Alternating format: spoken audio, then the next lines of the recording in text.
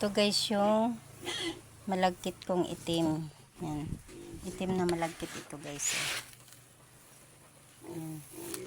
Parang pumuti na yung iba kasi na masyadong nabalatan dun sa paggiling. Ito yung binili ko doon pa sa probinsya namin sa Masbate. Ako'y nagsasaing nito guys. Isang taka lang. Kasi nagluluto ako ng merienda kong biko. Ayan guys, oh, isasalang ko na. 3 hugas ko guys, pero itim pa rin ang kanyang kulay ng sabaw.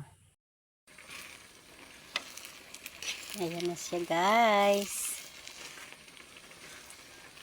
Itim na malagkit.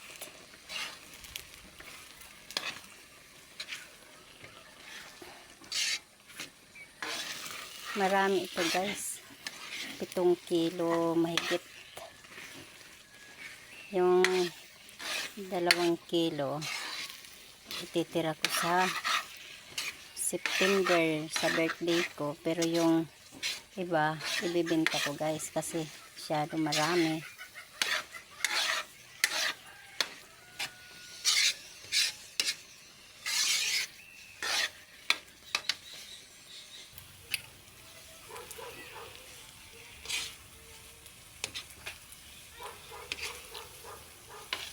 Okay na to. Malagkit na.